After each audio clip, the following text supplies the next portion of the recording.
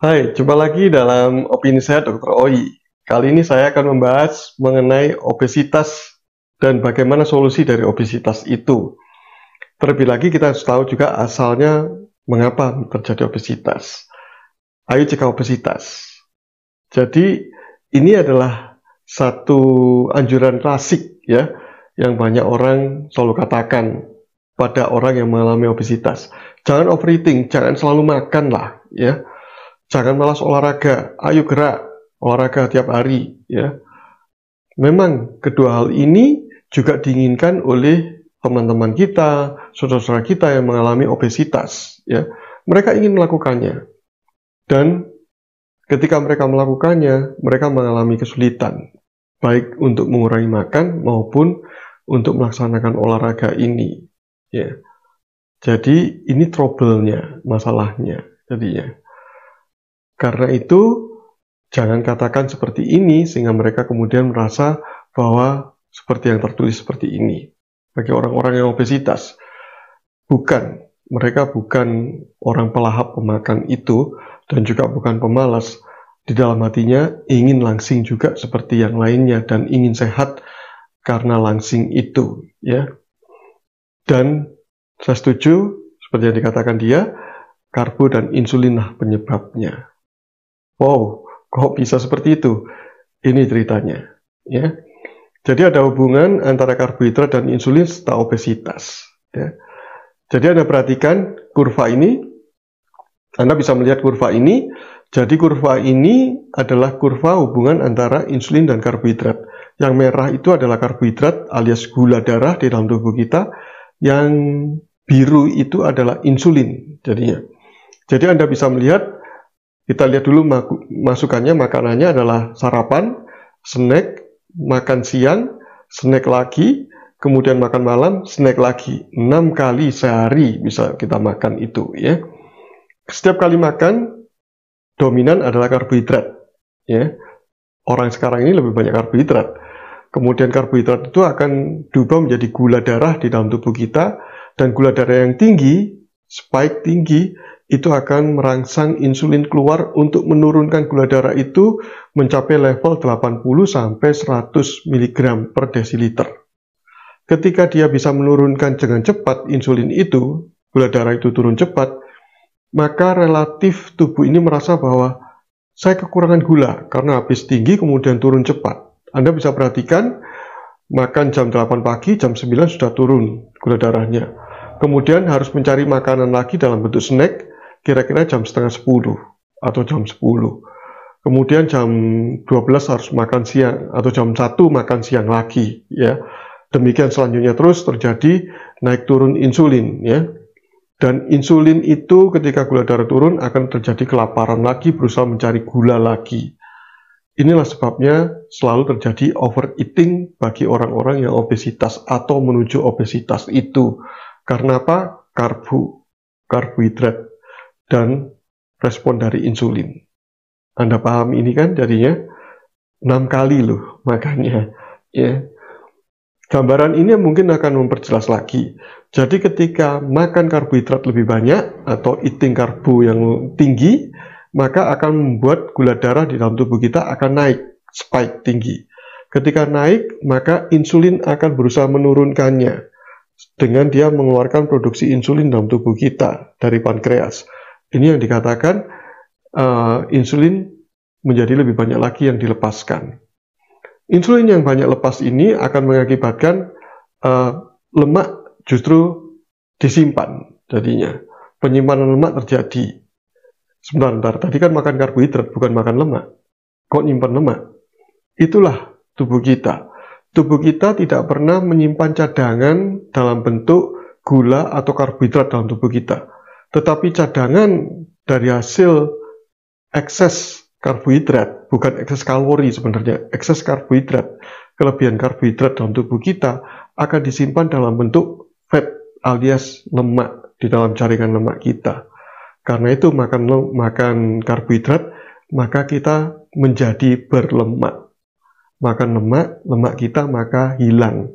Mengapa? Ketika makan lemak kita hilang karena fat tidak merangsang insulin keluar, ketika insulin tidak keluar, maka yang terjadi adalah pembakaran lemak. Ini insulin turun, terjadi burn dari fat. Insulin naik, yang terjadi adalah store atau penyimpanan lemak. Dan itu yang menyebabkan kita menjadi lelah. Selain karena beban tubuh kita sendiri, insulin juga mengakibatkan terjadinya berbagai macam metabolisme yang menyebabkan kita menjadi lelah. Salah satunya adalah energi kita tidak efektif dipakai tubuh kita, yaitu cadangan energi kita tidak bisa kita gunakan ketika kita tidak makan karbohidrat tadi. Seharusnya bisa membakar lemak, ya. Tapi karena efek insulinnya masih tinggi di dalam tubuh kita terus-menerus karena karbo itu, maka tubuh tidak bisa menggunakan glikogen maupun fat atau lemak sebagai bahan bakar cadangan kita. Glikogen adalah bahan bakar cadangan dari glukosa yang disimpan di liver dan di otot, tidak bisa diakses. Sehingga tubuh relatif kekurangan energi dan mengatakan pada otak, ayo makan, tambah energinya. Akhirnya makan lagi karbohidrat. Dan terjadilah lingkaran setan seperti ini, yang terus-menerus dan berakhir dengan obesitas dan makin obesitas. Ya, inilah penyebabnya overeating dan obesitas itu jadinya. Dorongan hormon sebenarnya juga, ya. Bukan niat pikiran harus makan, tidak, tetapi karena dorongan dari hormon ini, ya. Ini sebabnya.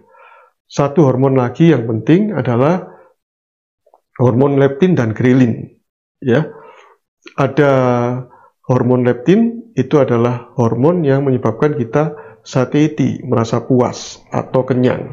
Ketika leptinnya banyak, grelinnya sedikit sehingga ringan dia ke atas, ya. Hormon leptin itu bisa terangsang karena adanya makanan berlemak di dalam tubuh kita. Seperti lambung sudah terisi lemak, maka leptin akan memberikan feedback kepada otak supaya berhenti makan, sudah kenyang.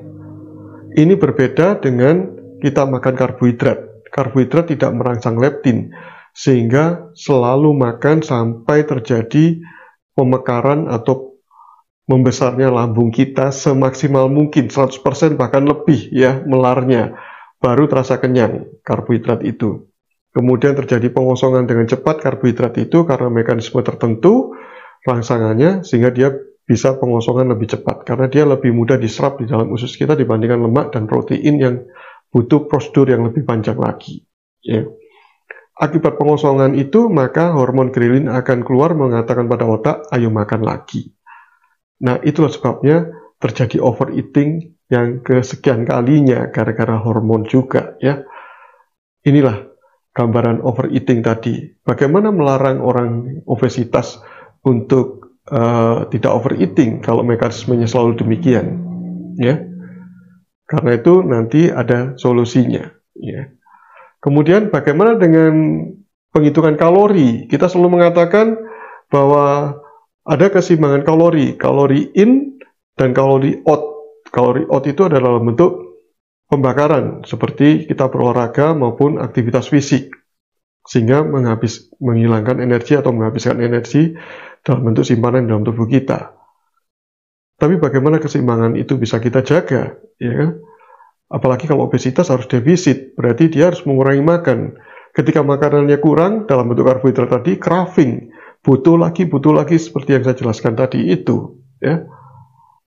Saya tidak membahas dulu pada makanan, dampak makanan, kekurangan makanan dalam lambung kita yang bikin pusing, tetapi kita menghafalkan jumlah kalori dari makanan ini saja sudah pusing, ya. Sudah bingung, sudahlah dimakan saja jadinya. Apakah kita selalu ketika berpatokan pada keseimbangan kalori, kemana-mana membawa catatan tentang kalori itu? Juga tentang kita harus selalu membawa timbangan, ya kan? Atau membawa pena tadi itu dalam bentuk digital pun juga gitu, untuk memperkirakan bahwa berapa aktivitas yang harus kita lakukan, pakai smartwatch segala untuk mengukur kalori kita. Seribet itukah jadinya? Karena tadi dasarnya sebenarnya bukan pada jumlah kalori, tapi dari jenis makanan yang dimakan oleh kita, yaitu karbohidrat. Ya. Inilah yang harus dipertimbangkan. Jadi harus diperhitungkan apakah Anda mau menghitung defisit kalori atau tidak. Sangat sulit. Kalau saya tidak setuju dengan pendapat harus defisit kalori. Bukan masalah defisit kalori, tapi sekali lagi dari makronutrisi karbohidrat yang kita makan. Ya. Nah, ini dia. Jadi Anda tahu kan berapa aktivitas konversinya ketika kita makan karbohidrat? Ini semua dominan karbohidrat. Ya. Seginian banyaknya untuk membuat kalori out-nya. Ini kalori in, ini kalori out. Jadi bagaimana mengeluarkan kalori kita dengan aktivitas ini? Rasanya kita tidak mungkin seharian melakukan ini, ya kan? Karena kita makan ini lebih cepat, lebih banyak lagi, kan? Jadi itu. Nah, inilah yang saya tidak setuju mengenai kalori in dan kalori out itu jadinya. Tidak mungkin kita melakukannya. Apakah kita tidak bekerja, tidak istirahat, atau tidak bersenang-senang harus melakukan semua ini jadinya ya. Olahraga itu baik, mendukung diet kita, tapi olahraga itu hanya bisa mengurangi berat badan kita hanya 15% dari target. Diet yang paling utama. Jenis diet ketika Anda tidak keliru, maka itu akan menghasilkan sesuatu yang luar biasa untuk penurunan berat badan Anda ya. Jadi inilah, bukan jadi teman kita atau saudara kita yang obesitas bukan karena makan karena nafsu, tapi karena memang ada dorongan karena metabolisme tubuh dalam kita, relatif kebutuhan dalam tubuh kita yang disebabkan oleh karbohidrat tadi itu. Jadi solusinya adalah intermittent fasting dan diet rendah karbohidrat, low carb, dan high fat, tinggi lemak. Itu kuncinya. Dan saya minta maaf karena seharusnya apa yang saya sampaikan ini adalah 4 tahun yang lalu ketika saya sudah mengalami perubahan dari obesitas menjadi langsing karena menghindari karbohidrat seminimal mungkin saya makan. Justru makan lemak sebanyak mungkin dan ternyata menjadi langsing dan sehat. Saya minta maaf untuk itu dan terima kasih sudah menyaksikan video saya. Bila bermanfaat, silakan bagikan video ini bagi rekan-rekan yang lain yang mengalami obesitas ataupun yang mencegah obesitas, supaya kita semua sama-sama sehat dalam kondisi tidak obesitas. Terima kasih. Salam sehat dari saya, Dr. Oi.